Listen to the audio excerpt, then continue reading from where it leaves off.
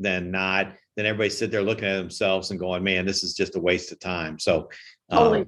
we'll adjust the number of topics to make sure that it fits. But I got lots of notes, lots of things for us to keep working on. So thank you.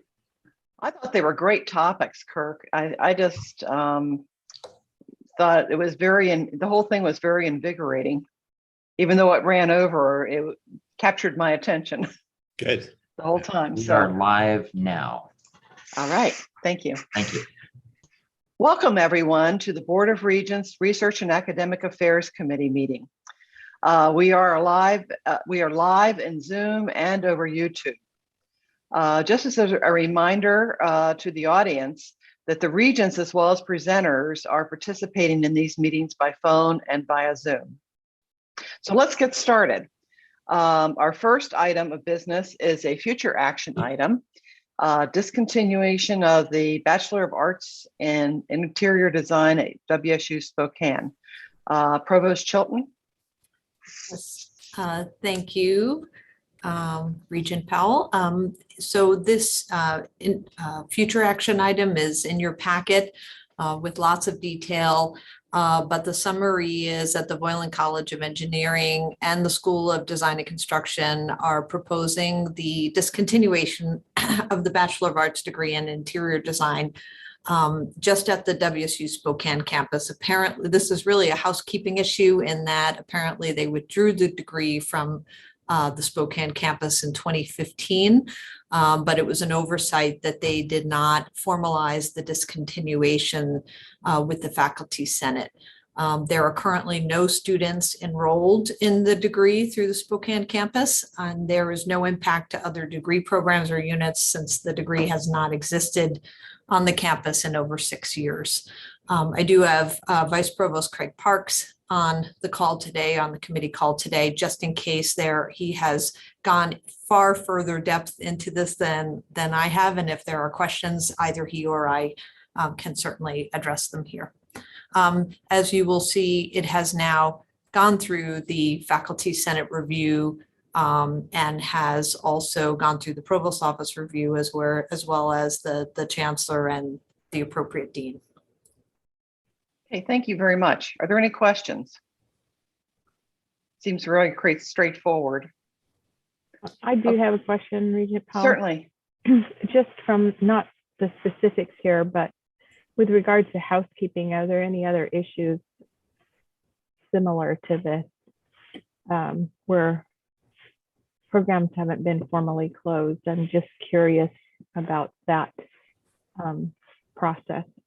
Yeah, I'll ask Craig, since I have only an 18-month window on this, and this is the first one like this that is so significantly behind in terms of process. Craig, is this something that's highly unusual? Have you seen others like this in the last few years?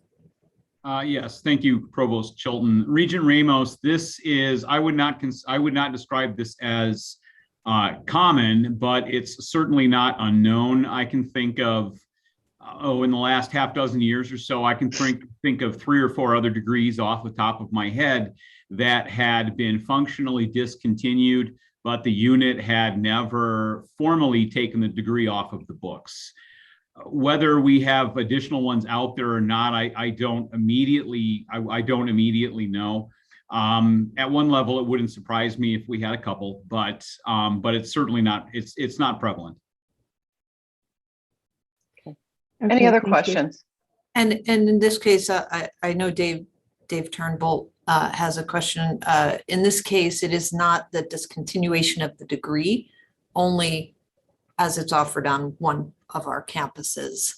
So it's a little different than, or a little bit less concerning, although it is a concern that things don't go through the Faculty Senate. Okay. Dave, you had a question? No, I just want to make a statement. I think there are probably very few of these. The university went through a thorough review.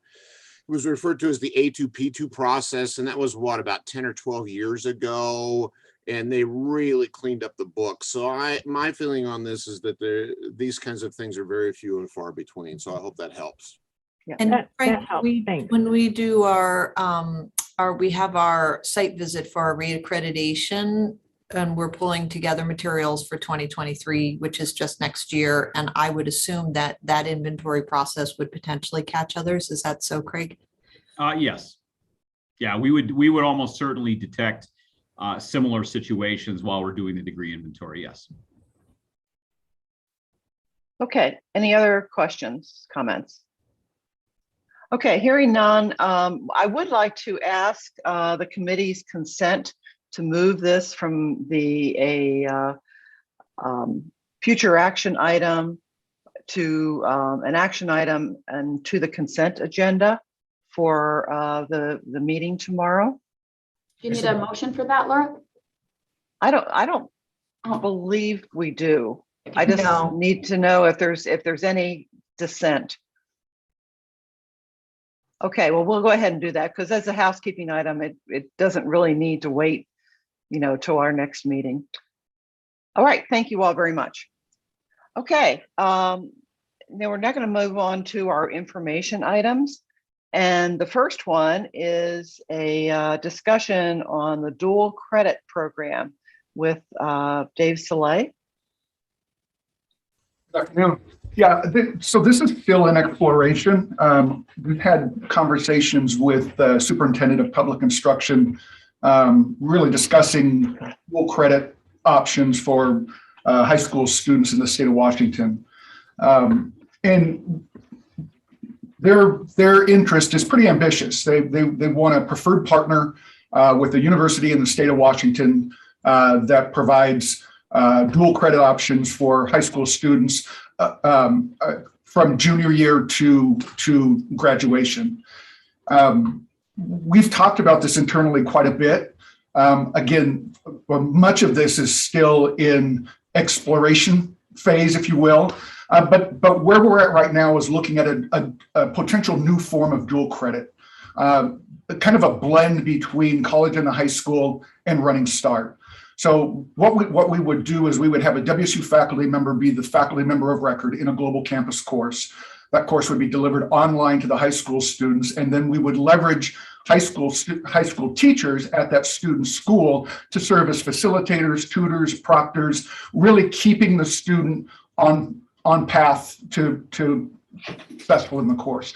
And we think this blends the best of both worlds. We've got a WSU faculty member that is responsible for the integrity and quality of the course, but we still keep this high school student on their school campus, and we leverage the teacher that's there to make sure that time management is followed. That's one of the biggest challenges we find with younger students in online courses is just maintaining that schedule, that time management. So having that teacher there will be, we think beneficial. So what we're looking at is beginning, again, this is still in exploration phase, 5 high demand courses like Psych 105, Math 105, History 111, that are already offered through the global campus. We would modify these a bit to be more of a mastery learning approach, a competency-based program, and then contract with the high school teachers to facilitate those courses with the WSU faculty member providing all lecture and assessment. So what we would do is we would require that the high school teachers go through some training program before they become part of this running or dual credit program, and that they would interact with the faculty member. They would understand the expectations, and they would complete that program. They would then be hired by Washington State University and be compensated on a per student basis in the schools. We are proposing that we would start this program in rural school districts, high schools that don't have direct access to a community college campus or a university campus, and also looking at schools that have historically low transition rate from high school to 4 years. And we would run this as a pilot with those 5 courses. And as we demonstrate success in that program, we would then add courses to the mix, thinking about adding up to 20 running or dual credit courses in this program. We would also, one of the desires of the superintendent is that we make this as low cost to high school students as possible.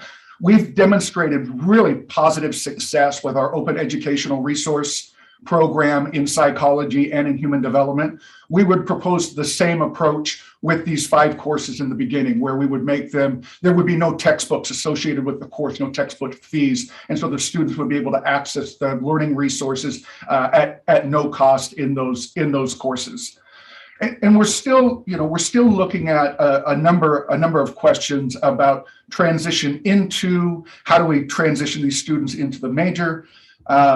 But we do think there are some really interesting opportunities here from an enrollment management standpoint. If Washington State University is that preferred partner, it really creates that link and that tie from those high school students and their parents to Washington State University. We also think that this would ensure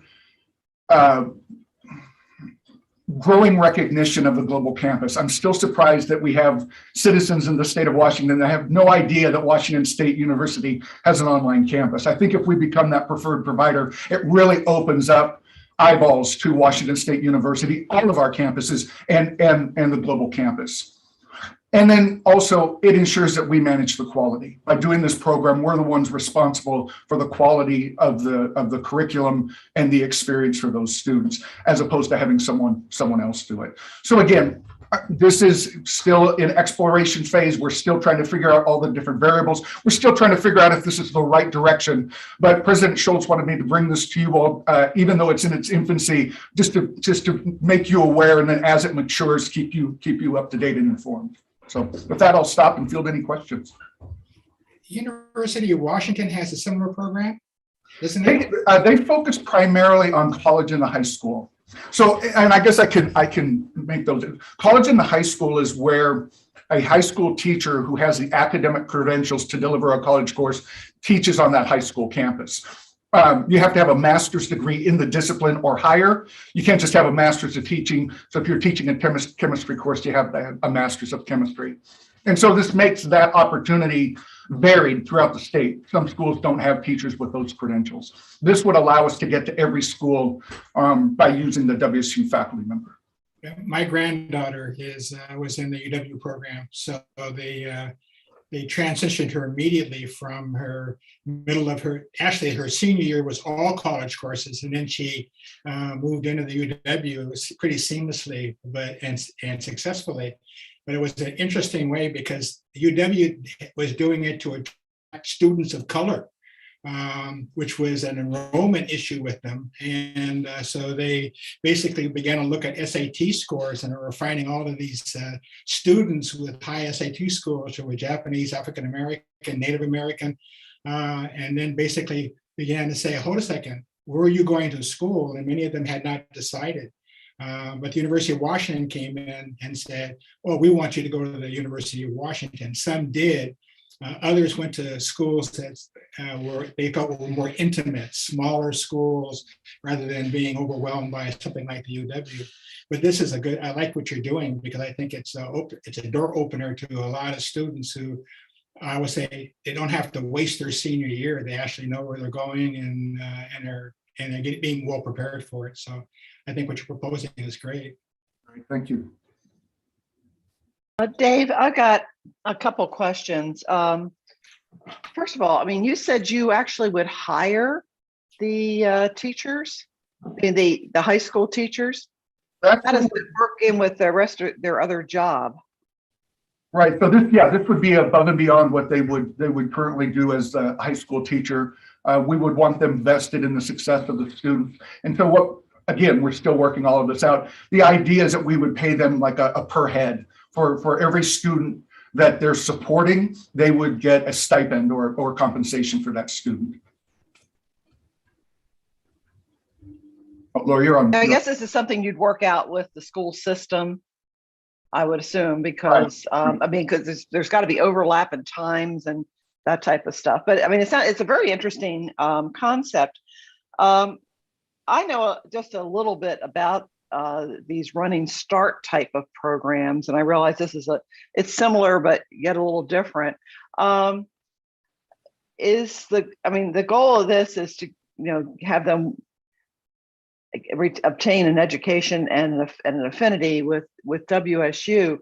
How does it differ between sort of the traditional running start, which at least conceptually allows the student to already maybe not be a junior, but at least an advanced sophomore?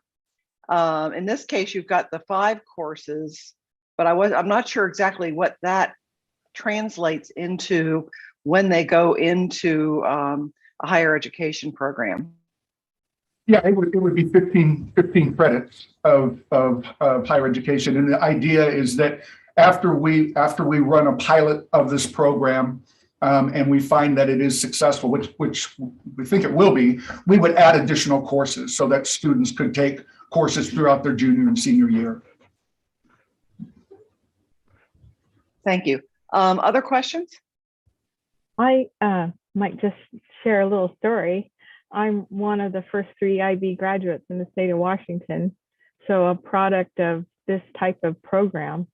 And just to speak to that transition and the linkage into Regent Sim's story about his granddaughter, you start to create that relationship and it builds a bridge to the university. And so I see multiple layers of positive outcomes, and as long as we maintain the quality of the program.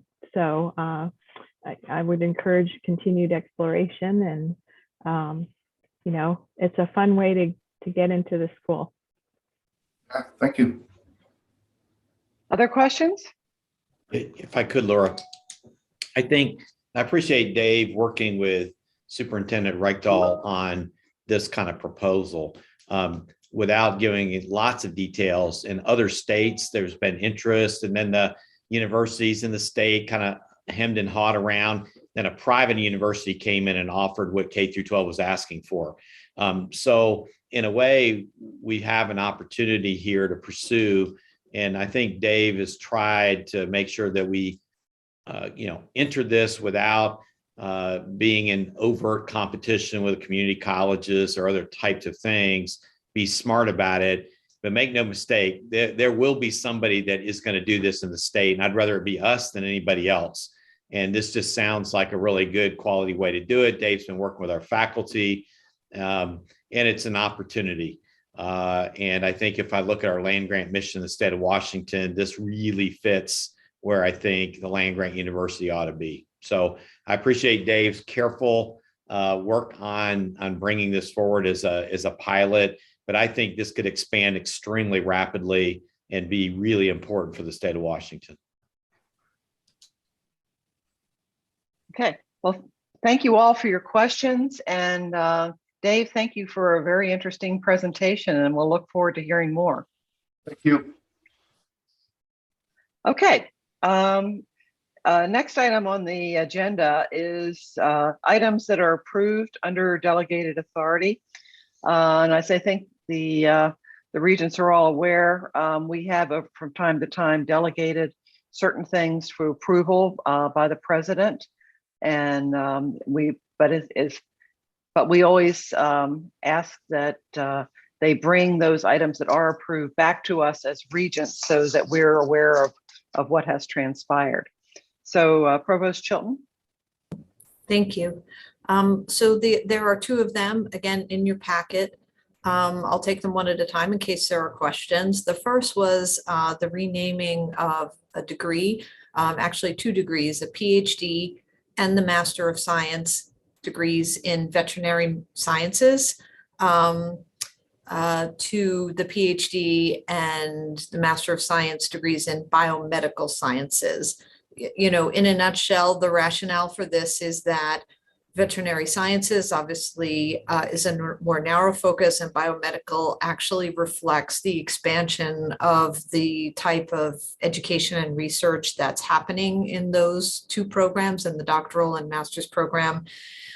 In your packet is a much more lengthy rationale, but this has been reviewed by and approved by the Faculty Senate, as well as the appropriate deans, as well as other health science deans, to make sure we were not creating degrees that were going to replicate what we have in pharmacy or in the College of Medicine. And they were supportive of this change for this particular curriculum.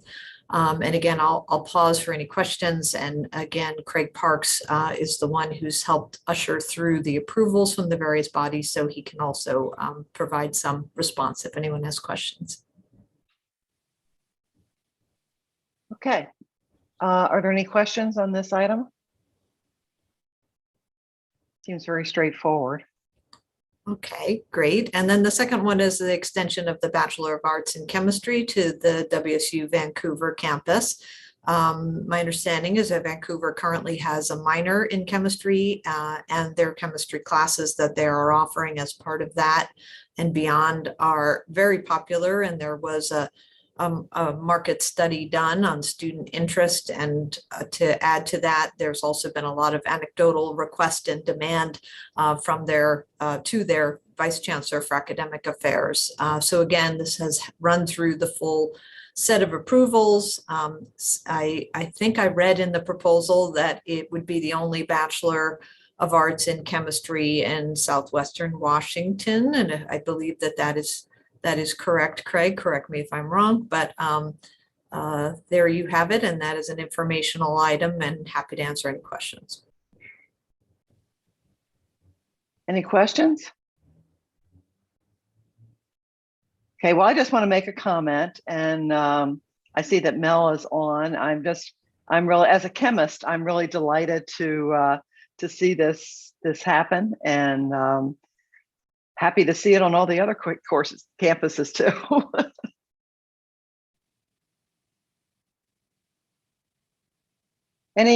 So with no other questions, now we're going to go to a very interesting and timely presentation by Vice President Chris Keene and Deputy Vice President for Research, Dan Norquist, on talking about some of the topics today on involving research and collaboration. Yeah, thank you, Laura. Hi, everyone. Great to see you. Dan is going to drive the slides, and I'll start by speaking. I'll provide a little bit of an overview, and then Dan will take off and describe some more recent activities. So, okay, Dan, why don't you go ahead with the slides? Go to the next slide. Okay, so first, what are we talking about with research security? What exactly does that mean? So first of all, I guess the simple way I think of it is, research security is what we do, first and foremost, to do two things. A, to continue to conduct our research enterprise with full collaboration, both internationally and domestically, with our principles and values associated with academic freedom. I'll talk about that in a minute. But in doing that, we also want to protect against undue foreign interference, malign influence, theft of research, and things like that. Okay, and we're presenting in this topic today because, as I think many of you know, it's very timely. Some of you may have seen in the paper this morning the U.S. has decided to drop a case against a Chinese faculty member at MIT, Gang Chen, a professor in mechanical engineering.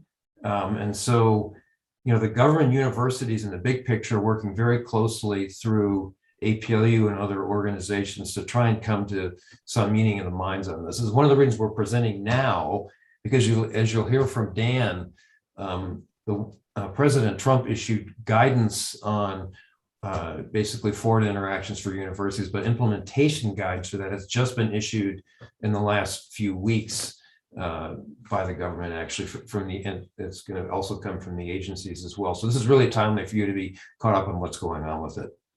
But again, research security is about conducting world-class research with openness while protecting our results from theft or undue and malign influence. Okay, Dan, go ahead. So some of our the guiding principles that guide us as we do this, Dan's got shown here. So, first of all, again, can't emphasize this enough. Interaction with international universities and other institutions is vital for our mission. We have to protect that. We also have to protect our values that are associated with that, right? Including freedom of expression, diversity, integrity, global citizenship. This is intrinsic, to the land grant mission. Simultaneously, our sponsors and also part of our values are we will protect non-public research material and information, and we will go through some of the things we do to do that here. Dan will do that. And then we need to be also transparent and accountable in how we do this and how we conduct research with our collaborators, how we inform the faculty of risk. We regularly speak with the faculty in the subject and provide them updates, as you might imagine. And we generally have to handle it in a completely transparent way. Okay, Dan, go ahead.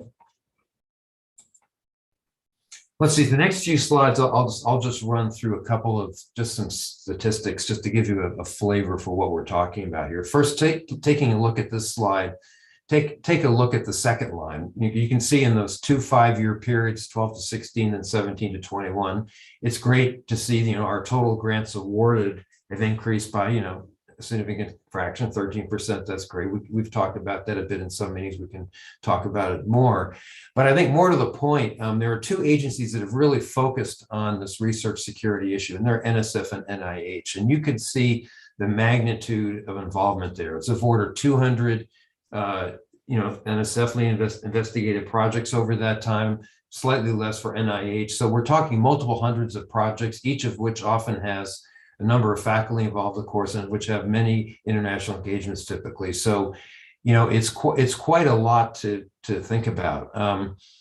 I would mention one topic related to this, which is there's actually a group of us through my involvement with APLU. We discussed this topic with the DOE National Laboratories. Laura, you of course are familiar with this, and they have a degree of monitoring in this that we couldn't come close to having. And so one of the things we are working on is to make sure that things like national laboratory type standards are not imposed on universities, because we could simply never do it at the level of detail that they do. But that is something that's out there. So this gives you a flavor for the magnitude of international efforts here at WSU, as does the next few slides, just a bit more. So go ahead, Dan. This just gives you a flavor for our student population, both total international students, and as you can see in the second line, and then international graduate students in the fourth line. Unfortunately, international student participation has dropped because of COVID and actually visa problems. Again, I think you probably have heard of this in other venues. On the research side, the international grad student drop has led to a corollary drop in expenditures in some of our colleges, because we simply have not been able to spend out on some of our grants. Okay, but again, this just gives you an idea of the size of the enterprise and the degree to which we're intimately involved with international partners. Just the last bullet on the slide points that we do have to report to the U.S. Department of Education every year our major international contracts. We reported 7 of those recently. I'll talk a bit more on some of those in detail in a moment, just so you're aware of some of them. Okay, go ahead, Dan. Okay, so this is just a snapshot of some of our outstanding researchers that are international and have continuing international collaborations. I think many of you may know Dr. Njenga in the lower left, for example. He recently elected to the National Academy of Sciences, a critical principal investigator for many of our large awards in vet med and in Africa. Again, we are the largest recipient of CDC university funds in the country. Much of that goes to our work in Africa. And this is the most recent award that we talked about at the last meeting was a $125 million award from USAID, which is not just Africa, but 12 countries. So a lot of work there. Yang Wang in the middle, very distinguished scientist, jointly appointed with PNNL. And again, Laura, I'm sure you remember Yang, but very, very active with China. In fact, he received a $5 million award for graduate student training some years ago, which we have fully reported to the government. We've discussed it with various agencies just to be completely transparent about the work that's done. It's a great example of some of our major international collaborations. Dr. Zhang in the upper right does a lot of work on precision agriculture. I won't go through this now, but I think you get the idea. International collaboration is deeply ingrained into the research enterprise. Okay, go ahead, Dan. Yeah, just because of the attention on some of our Chinese projects, we're just summarizing them here. So the first one is Dr. Yong Wang's project. It's actually really a chemical engineering department project with basically Shambro Petrochemical. It's a large company about 3 hours southeast of Beijing. I've had the privilege to be there with Dr. Wang and some others. It's a great graduate program. We've also had 3 other Chinese sponsors in the past few years, one of which is Huawei. Many of you may recall reading about Huawei, where the CFO was there was actually some documentation that came up via Freedom of Information Act, which showed that Huawei had an active written policy of stealing. And once that came to light, we discontinued interactions with them, as did many other US universities. And then we have other agreements right there. And let me just say, we do keep our federal agency colleagues informed of all these and discuss them on a regular basis. We're completely transparent with our sponsors. Okay, Dan, go to the next slide. Okay, so now I'm going to lead into Dan's piece, but the purpose of this slide is just to let you know that research security has many facets, right? It's obviously protecting information, but it's export control, it's securing data, cyber, safe cyber procedures. Conflict of interest is a big one, right? Making sure our faculty disclose all their interactions. So it's a many-faceted problem. And I'll turn it over to Dan to tell you about some more of these interesting aspects. So thank you. All right.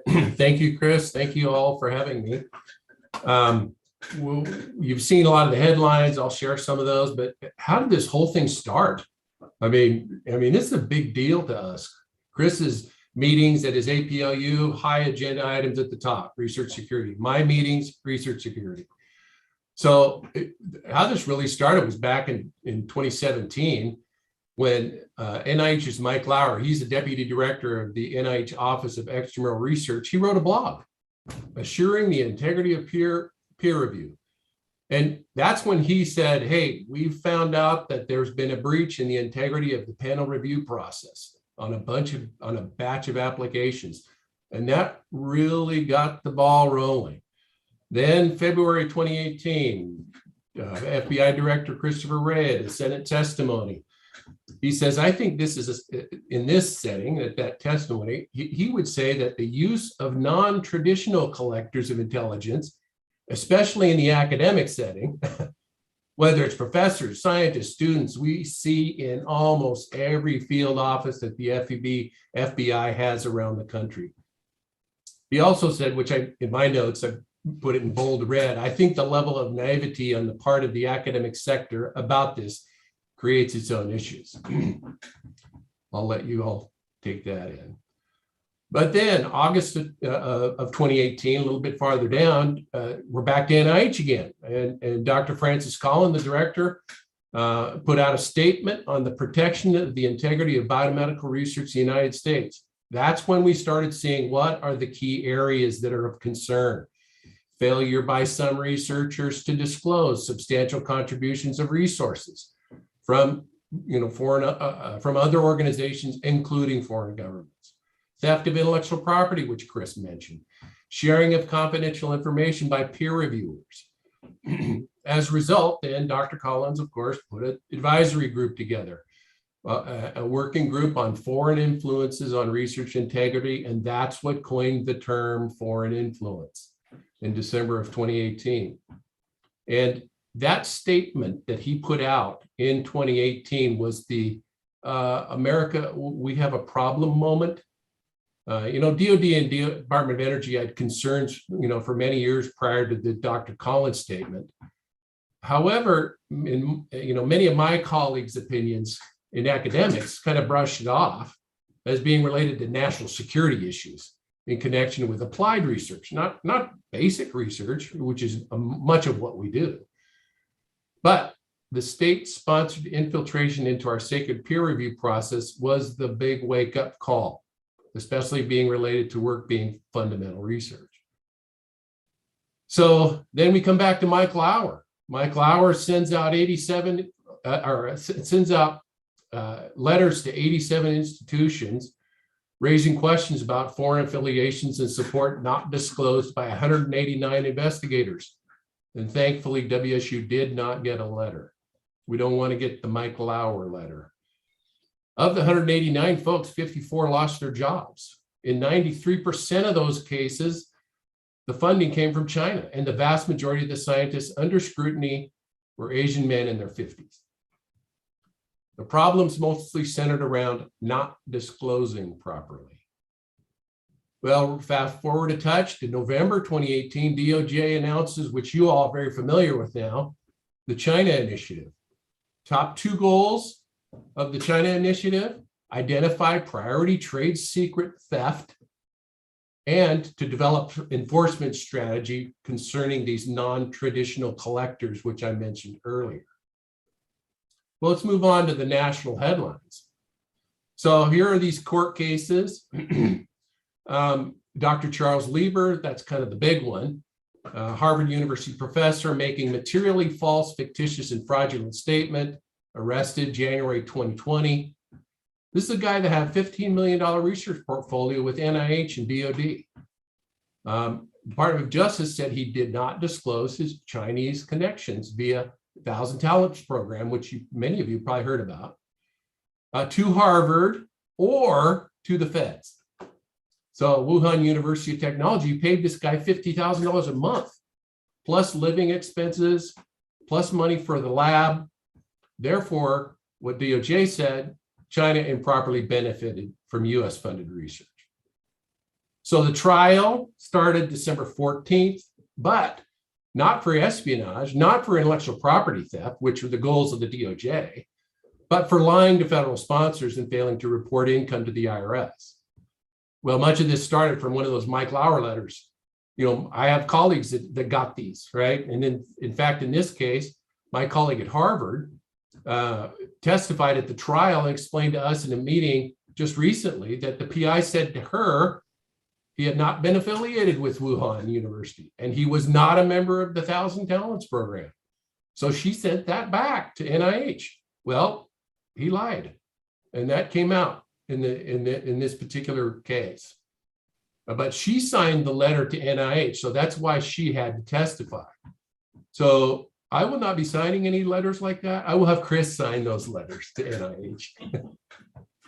So, but here's the result, right? The result was earlier this month, he was convicted in December of lying to the federal authorities, participating in the Chinese scientific talent program, et cetera. So that one is a particular problem. This other guy, Dr. An-Ming Hu, in February 2020, he's an associate professor in Department of Mechanical, Aerospace, and Biomedical Engineering at University of Tennessee, Knoxville. He was charged with 3 counts of wire fraud, 3 counts of making false statements. The university fired him. Well, in last September, the federal judge acquitted him. Judge said Dr. An-Ming Hu hadn't intentionally misled NASA. Now he's trying to get his job back. And Chris mentioned these other cases. There's 6 other cases that are being watched closely. You know, this Gang Chen, which is most recently cleared, and the federal prosecutors recommended that DOJ dismiss all charges against him, which ends a 2-year ordeal. I mean, this just really devastates a faculty member and their reputation and causes the university to have to go through all kinds of difficult issues. MIT is choosing to pay his legal fees. Now, if approved, this would be the 8th case dismissed before trial. So what's happening with the US government? What kind of guidance? And you can imagine this thing got a lot of press. Everybody gets involved. Congress gets involved. President gets involved. Agencies get involved. So, you know, first of all, the NDAA of 2019 jumped in there with a thing called Section 889, and it just basically said we cannot purchase telecommunications equipment from Huawei Technologies and ZTE plus all of their subsidiaries. WSU does not purchase from Huawei or ZTE, so that made life easier for us. The next NDAA of 2021, this is the infamous, what we are calling, Chris and I know well as Section 223. And that's the one where it's starting to get more specific. Well, they want the PI, co-PI, and any senior key personnel to disclose outside activities, list all available resources, certify that the contents of their application documents are complete and accurate. That's actually the hardest one for us because it's quite an administrative burden. Everything's electronic now to try and get someone to sign a document anymore. It makes it quite hard. And there's in this 223, it starts to now focus a little bit on the institutions. We need to certify that we have informed the PI, co-PI, and senior key personnel. And we've created guidelines to do that. So when they submit their proposal, they're clicking on, I have read and understood. Okay, so those are very important things that we've implemented. Now, the president, Chris, also already mentioned NSPM 33, National Security Presidential Memorandum that Donald Trump put out in 2020, but the current administration left it in place. And it's basically more specific guidance to the funding agencies, of course, to take action to strengthen protections of U.S. government-supported research and R&D against foreign government interference and exploitation. And then that's when that came out, it was more guidance to come. And as Chris mentioned, we got that guidance. So it includes general guidance relating to disclosures, digital persistent identifiers, and those are things where a digital identity uniquely identifies a person online. That's so important these days. And in our research world, that's called the ORCID identifier, Open Researcher and Contributor Identifier. So we work very closely with the libraries to try and make that happen and with the Provost's office. It communicates consequences for violation of disclosure, information sharing, and research security programs, which is the big one that I'll spend just a little more time on a little bit later. So this presidential thing incorporated all of the congressional stuff, right, from that 223. And that's where it continues to move along. And as we've gone through, we've seen all kinds of reports come out, including the National Science and Technology Council. And they came up with 21 recommendations, which I won't, go detailed through, but it's basically recommending practices for strengthening the security integrity of America's science and technology research enterprise. Well, now we've got that. So that's the president, Congress, NSTC telling us what to do. Well, now we've got the federal sponsors actually really making stuff happen. Chris mentioned NIH and NSF. Whoa, they have really increased the burden.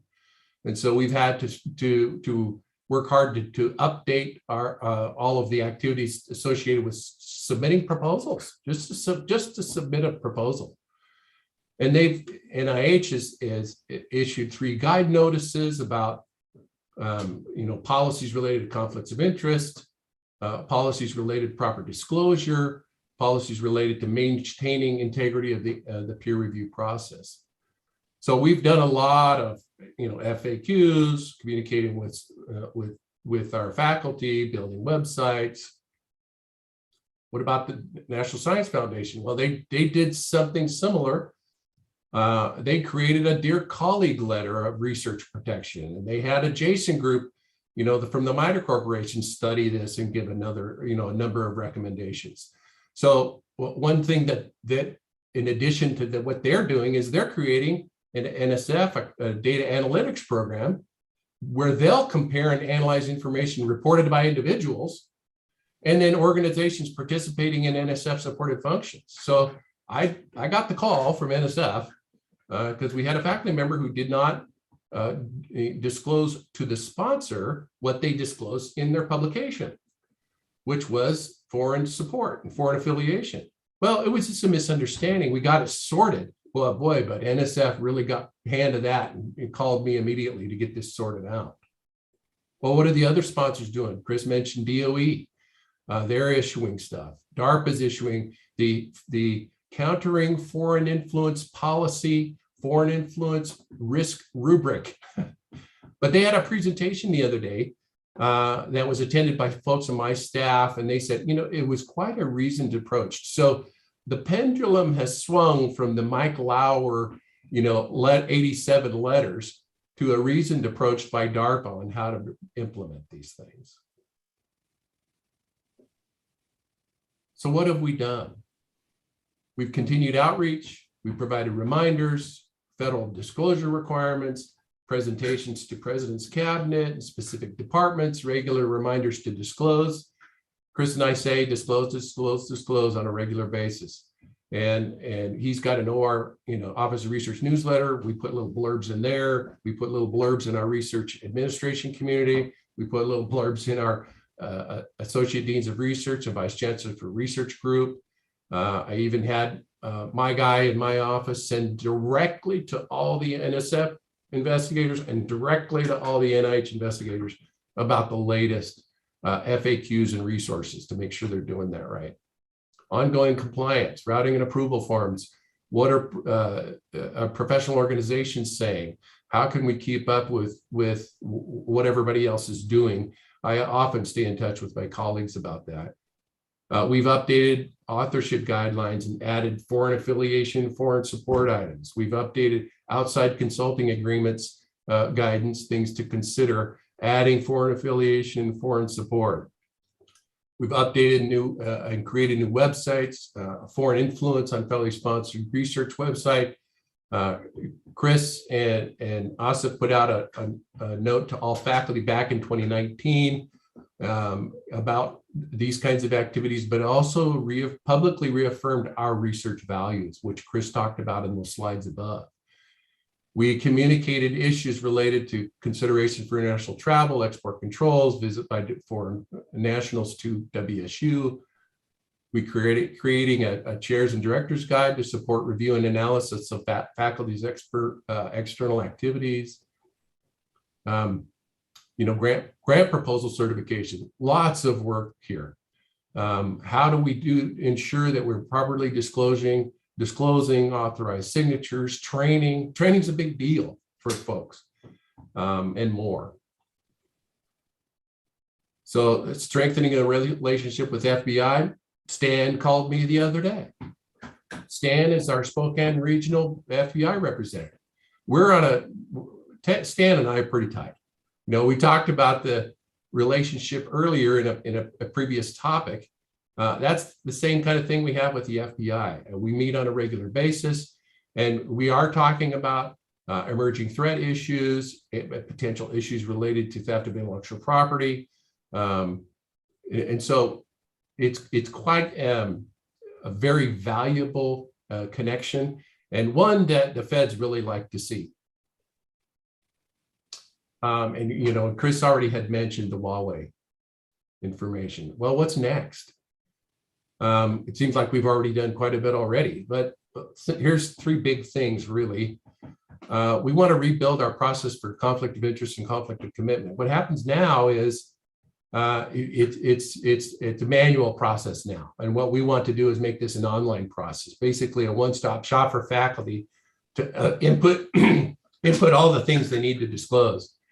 And there's a lot of stuff on my side, which is the grant and contract world, which is required by the sponsor.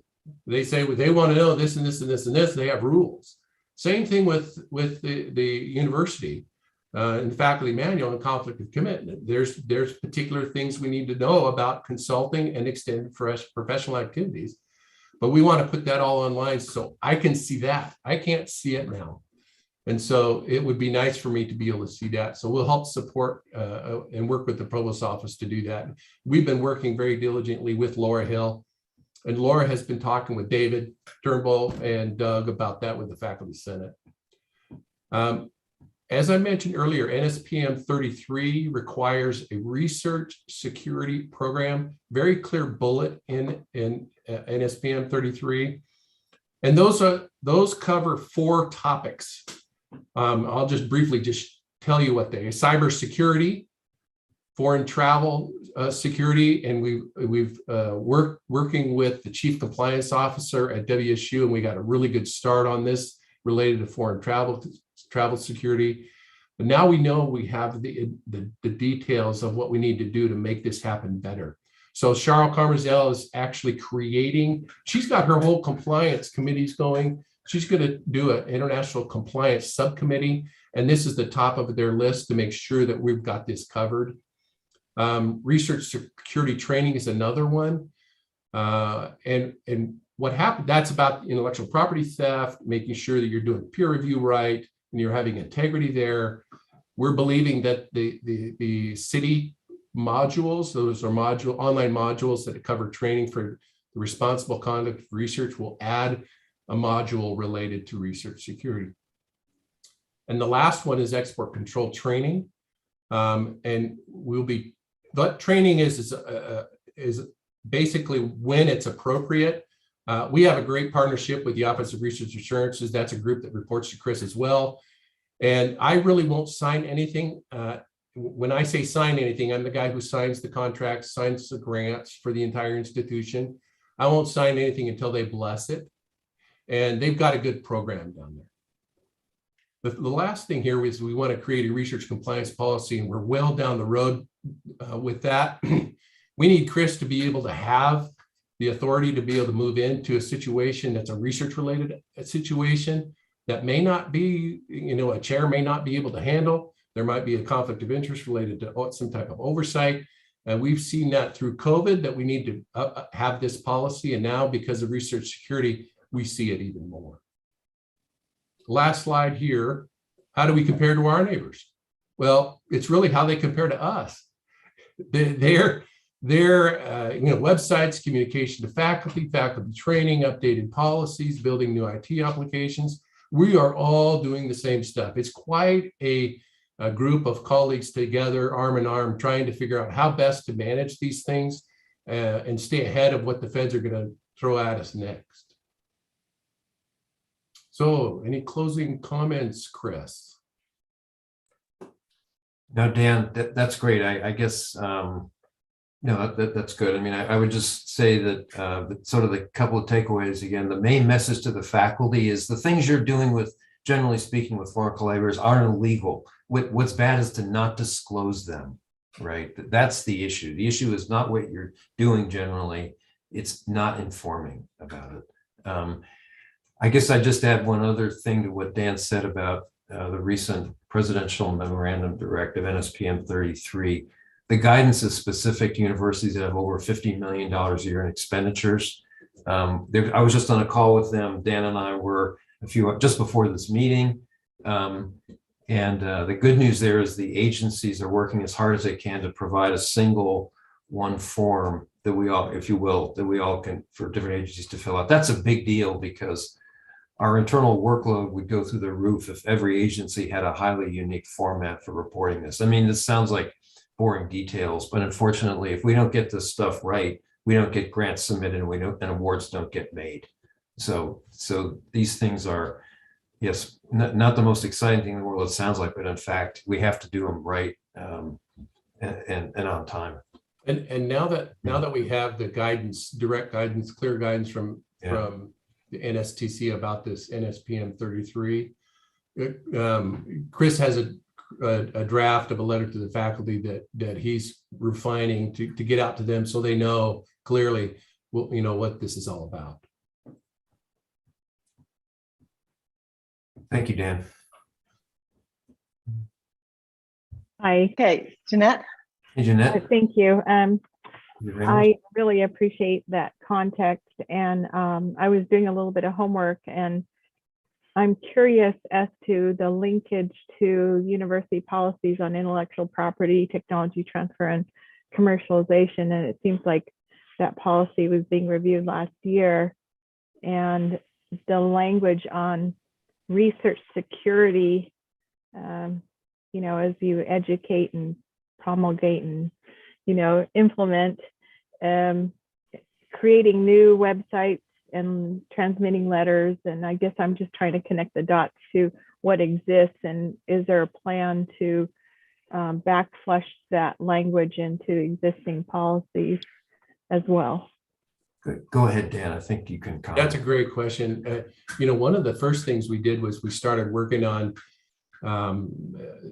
the foreign visitors, because what are actually foreign and domestic is to our labs. Someone that might come in for a week or 2 weeks or a month, we have a limited, process. But we beefed up the process and communicated that to the research administrators, because what happens is somebody will invite a postdoc to come in, and then they'll say, oh, I need a key, right? Or I need access. So how do I get in here? And we get them a network ID and password. And then we start the process of making sure that they're talking to the intellectual property office. That's one thing that we did. The idea of conflict of interest connected to intellectual property. Sita Papu, who also reports to Chris, is on our pre-review team for Conflict of Interest Committee. And that's myself, Sita, the Conflict of Interest Committee chair, and our administrator that manages that. And most of the talk we're talking is intellectual property issues. I would say the third thing, to be perfectly honest, is our relationship with Stan at the FBI, Stan Williamson. He makes us very aware of issues related to potential theft. And yes, we have had issues like that in the past. And so, but at the same time, Regent Ramos, I think taking that up with CETA again, in terms of how it connects to the last intellectual property policy that was processed and approved of, we'll take a look at that again. That's a good idea. Yeah, thank you. I appreciate that. I think just the language is emerging, and I didn't see it prevalent in the last policy. So thanks for taking on the question.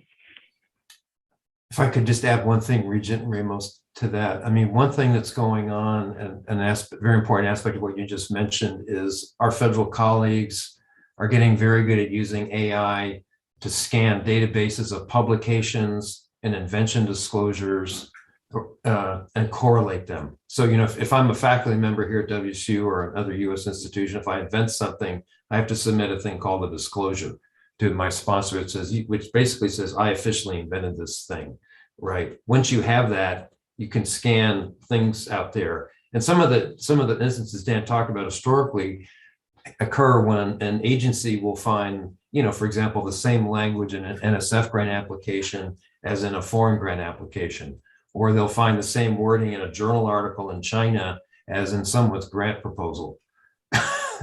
So that's another element of safeguarding IP that our federal colleagues do. Any other questions or comments? I want to applaud them for their extensive work on securing information. This is not it's a huge task, and it's an everyday one. And I was just listening to it, and I was going, wow, that is innovative, imaginative, but you need people to be very conscientious. And I think that the people doing this work are incredibly conscientious.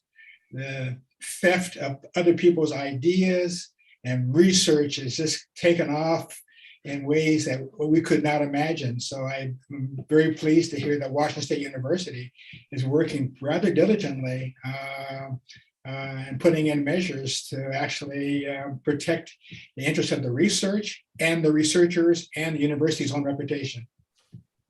Thank you, Regent Sims. We had just a quick thing. These faculty are actually just emailing me now. Dan, is this okay? Dan, do I need to check this? Chris sends me stuff. Lisa Gloss sends me stuff, and I have a faculty member in the College of Business who emails me about every 3 or 4 months. And I'm going to go do this. You fine with it? So relationship building, getting the word out is good so that they can come and ask those questions. Regent Powell, I'm just a guest today because my committee got canceled, but I did have a question. Absolutely. Yeah, thank you. So first of all, I know how hard this is and really appreciate you guys are digging in and doing the work. So kudos and appreciation for that. I have been following sort of the more general issue in the US right now of disincenting foreign brilliance to come here and work here and invent here and be entrepreneurs here, et cetera. And so I am concerned particularly by the drops in the numbers of graduate students. Undergraduates are obviously vital as well, particularly from a revenue and a cultural exchange standpoint, but really disturbed by the drop in graduate students and in, I'm sure, some of the research that you're able to sort of support with the teams that are postdoc. I would like to hear how we don't throw the baby out with the bathwater here in terms of being more buttoned up on intellectual property and national security issues, but by the same token, being really inviting and inclusive for great minds from around the world, including China, to come here and be an integral part of our society and of the university. So could you comment on that? Because I almost feel like we're doing so much on this front that we have to do the same amount on the welcome mat front in order to counteract some of the negative messaging that can occur around the danger of X, Y, or Z nationals. Yeah. Thanks, Regent Redmond. Maybe I can make a few comments, and then Dan or perhaps Elizabeth, others may want to chime in. So first of all, yeah, it's a great comment, Regent Redmond. I mean, I think we absolutely have to continue to maintain that flow of international talent. I think it happens in a number of ways through a number of offices, including some folks, not here. We certainly work with our faculty and leadership colleagues on recruitment packages for students, and just bringing folks and making sure we're positive. And we recruit the full range of students, the programs we worry about, even things like collaborations with PNNL, right? Those are open to international, right? So we try and work with that. I know Vice President Chowdhury is not here in this meeting for international programs. We talk with Asif a lot on this subject, everything from visa issues to recruitment. Asif and I have done a couple of, haven't done one obviously since before the pandemic, but we've done trips together to try and recruit internationally on more research related topics as part of his broader journey. So anyway, that's just a few things. I don't know, Dan or perhaps Provost Chilton, would you like to add or? Yeah, I just wanted to underscore what you were saying, which is that, we have been very concerned about the drop in international students in general, but graduate students. And, part of it was pre-pandemic because of visa issues and really the sort of national rhetoric about welcoming students from certain countries. And then the pandemic obviously really hurt us as well as across the board. This is a national issue right now. So I've been talking with both Asif Chowdhury and all our Vice President and Vice Chancellor for international programs, as well as Dean Lisa Gloss of the Graduate School, about how we can streamline the process for international students. Often that becomes the impediment, as we see that they start the application and then there's a cutoff at some point. It could be a language barrier, it could be a cultural barrier. And how do we make sure that we're streamlining that process to be as welcoming as we possibly can? Because the faculty member may be putting out the welcome mat, but if we're putting up barricades in some of our processes, then that could impede their coming here. So it's very much on our radar moving forward. Yeah, it seems that if we could be, not only really excellent in recruiting and streamlining some of the processes, but also sell our compliance mindedness in a way that was like, hey, you don't have to worry that you're going to be facing some spurious charge because we're going to wrap you in a context here where you won't be, you won't inadvertently trip somebody's radar, because I think there's a lot of that too. There's a lot of sort of witch hunting going on as well. You highlighted a couple of those cases in your sort of prelude to this of some folks who've probably been wrongly accused. So at any rate, I just think it's something where we got to think of obviously there's a lot of risk, but there's also some real estate to carve out as a university that is very interested in being a place for people from outside of the country to come.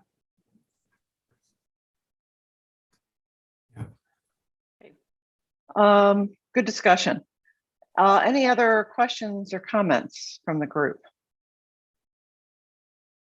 Okay, one thing I just want to mention briefly is going to your last slide, which was the collaborations with other universities. And I really applaud you for doing that. I mean, this is a really difficult thing to navigate, and it's going to be ever changing. It's really important that you learn from others. And I would imagine that right now Harvard is really on top of this one after what's happened with them. And I think also working with the University of Washington in our state. And I really think Heather's point is so valuable, because it is important for us to also build those international collaborations, and we just need to be able to manage both processes in the best way possible. It's not going to be easy, but you guys have made a lot of advancement in this, and I really appreciate all you're doing to try to both keep research security going while enhancing also research collaboration at the same time. So, okay, unless there's any other questions or comments, that is our last item on the agenda.